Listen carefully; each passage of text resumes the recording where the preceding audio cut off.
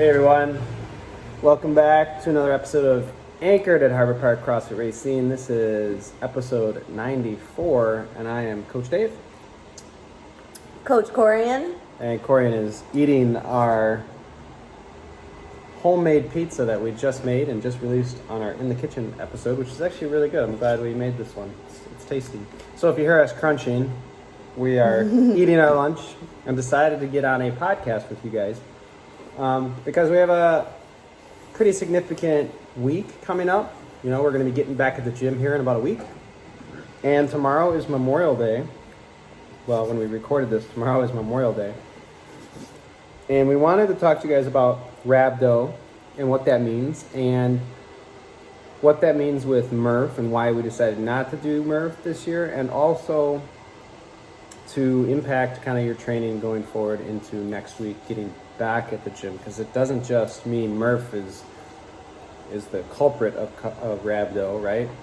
It could be overtraining and getting back in the gym. So we wanted to kind of discuss that with you guys. Yeah, so Rhabdo is kind of like a hot button topic in CrossFit. It's kind of died out over the last couple of years because I think people are getting smarter, but it's still something that does occur. And honestly, it's not just CrossFit.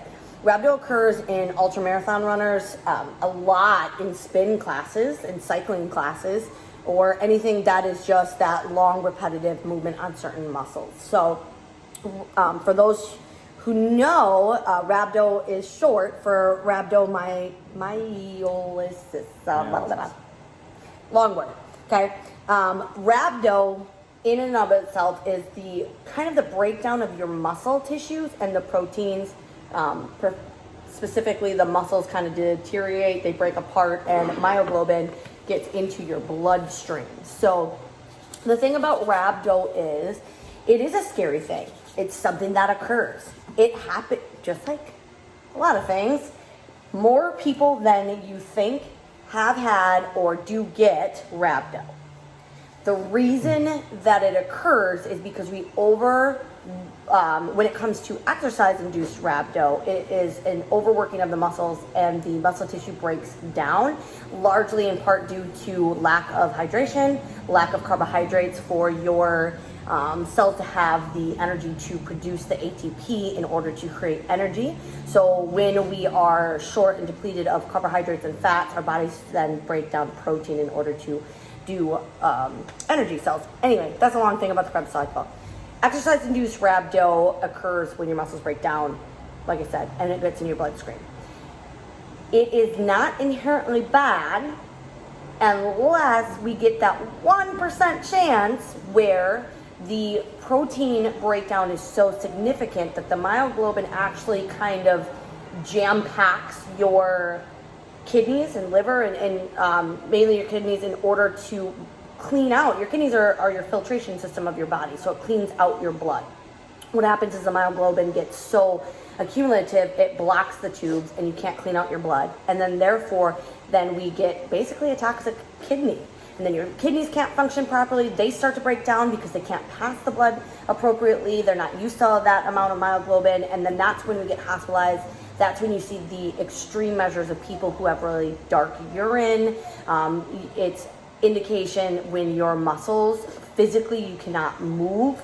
You know, for those who get it in their arms or their legs, we can't extend our arms fully. We can't sit down properly. Maybe if it's in your core, we have a hard time getting up and down and bracing our core, those sort of things. But the biggest thing is once you start having that dark urine, and it's been a couple of days, that's when you need medical attention for them to help you clean out your kidneys. And that's why it gets kind of so scary. Yeah, now, there has been studies out there that most people, when they start exercising, get some form of Rhabdo, okay?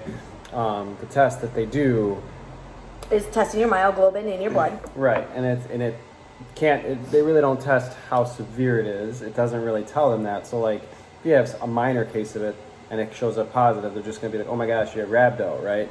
And like I said, most people do get it, and your body can fix itself on its own. It's not something to really worry about. And oh my God, I have to go worry. Now, we'll just talk about it in MURPH aspects of it. MURPH is an awesome workout. It's a tribute to Memorial Day and all the sacrifices, and we love it.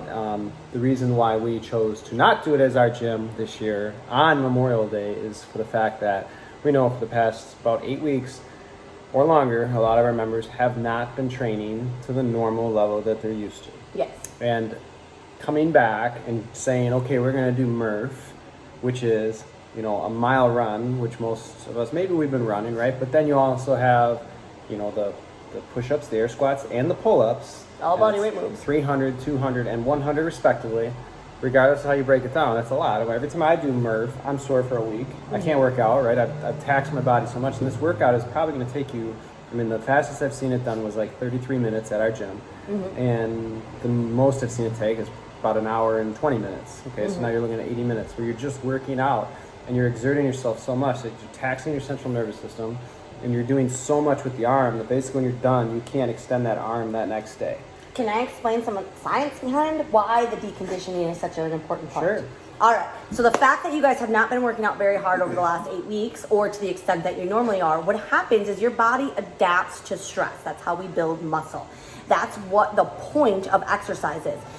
Exercising is a balance between exerting enough force on your muscles, your tendons, and your bones in order to get them to adapt to be stronger. But if you do too much, that's when they break and they snap. The same thing goes to that Krebs cycle that I was talking about with how our body creates energy. We only have so much stored energy in our muscles at any given time. So when we ask you guys to do a 7-minute workout and sprint, haul out, by about that 3rd or 4th minute is when we really start to gas out. We're like, oh my God, my legs burn, my arms burn, but I've only got a couple minutes to push through.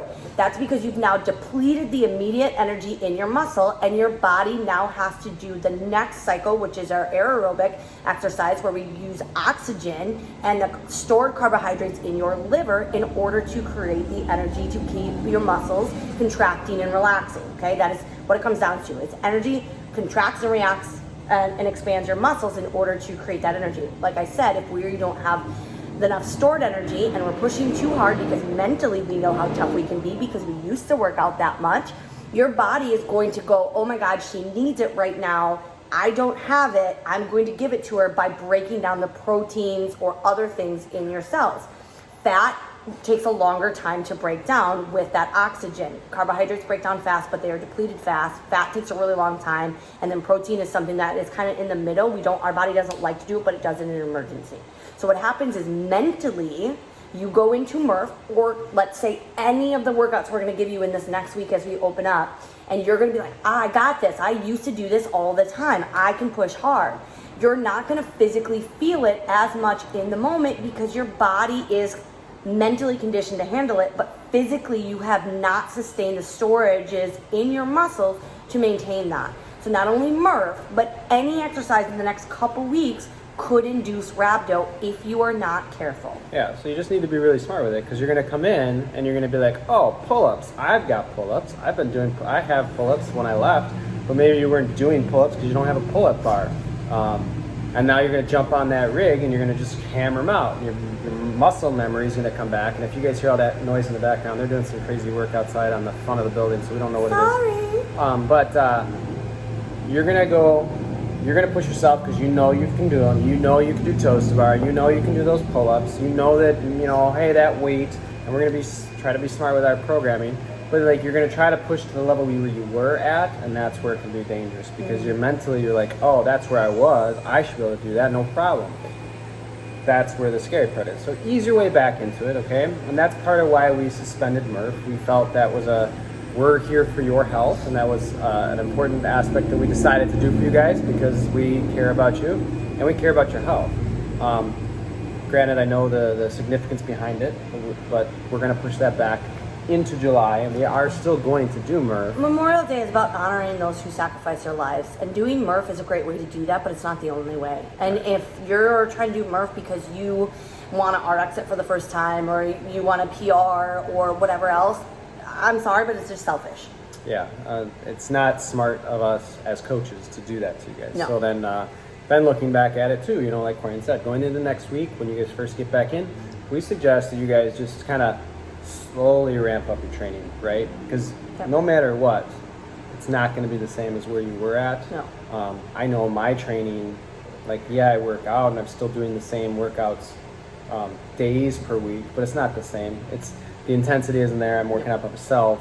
I've mentally checked out of so many workouts and just not done them, or Yeah, blatantly half-assed and that's them. fine. And we talked about that too when we got into this, lockdown. It was more about like just getting a relief. Maintaining a habit. Yeah, and it wasn't about PRs. It wasn't about that. So just know, please be safe coming back at it. We really want everyone to be safe going in. We don't want to have it, and then we wanted to explain why we suspended MURPH until July. So I want to talk about some of the things that you guys can be aware of that are large contributors to the potential of rhabdo.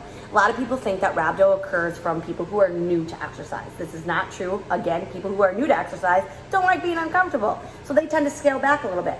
This is actually something that is greatly contributed to, like I said, ultramarathon runners, cycling and spin, or those who have taken any amount of time off, become deconditioned, and then try to get back at it. It's proven. Like, I'm gonna attach a article to this so you guys can all read it. It's really long, but it's awesome. And so we have to be cautious of that. Other things that cause rhabdo are not hydrating properly, because we don't have the fluid in our muscle. We can't create the contractions that we need to. Also, like I said, carbohydrates. A lot of you, consciously or subconsciously, may have been worried about putting on the COVID-19 as they talk about, so you changed your diet. We may have been eating less carbs. Maybe you're just purely stressed. I have a lot of clients who were stressed out and just not hungry. So they weren't eating as many carbohydrates or anything like that. Again, carbohydrates are what create the energy we need for working out. So if you haven't been eating carbohydrates, your muscles storages are depleted a little bit from that too. So making sure that we're eating plenty of carbohydrates to prepare for workouts and recover from them is super important over these next couple weeks. And then the moves that cause rhabdo the most are body weight moves and that are eccentric. Eccentric means like the opening up of that muscle. So like my muscle's contracted, and as I open it up, that's the eccentric movement, okay? So on pull-ups, we're already at the top. Now as we go down, as you guys start to get tired and fatigued, you're gonna slow that descent. You're gonna do it subconsciously, okay? But your muscle's gonna open up slower than it contracted, okay? Push-ups, air squats, everything that we're about to do body weight. So push-ups, what do you guys do as you guys come up? You're slow on the extension. Air squats, slow on the up. Those eccentric parts of your movement are going to cause a higher proponent of rhabdo than other moves. Because you're putting so much tension on the muscle. Yes. So keep that in mind. We want to give you some suggestions on what we can do. So like I said, hydrate. Lots of carbohydrates, healthy carbohydrates. Cut your reps so you're not going to fatigue or failure. Okay, we don't want to deplete that muscle. Well, let's start that over. No, you can keep going. We'll keep going on the video part of it. This happens to me all the time. Welcome to my life, Dave. I'll teach you a thing or two on how to fix it. So making sure that we are, water, carbohydrates, cutting our reps, not going to fatigue or failure on those body weight movements is super important and imperative, okay? So those are some of the things you can do. Also, I highly suggest, I tell this to moms after they've given birth. I tell it to people who are trying to get back into exercise, 10 classes. Whether that's 2 classes a week, 5 classes a week. Scale and adjust for a minimum of 10 classes. That will make you kind of ramp back up in a slow, methodical way to get back to where you feel appropriate, okay? I know that it sucks, it happens, but give yourself 10 classes to really push and feel good. Yeah, and as always, if you guys have questions, shoot them our way.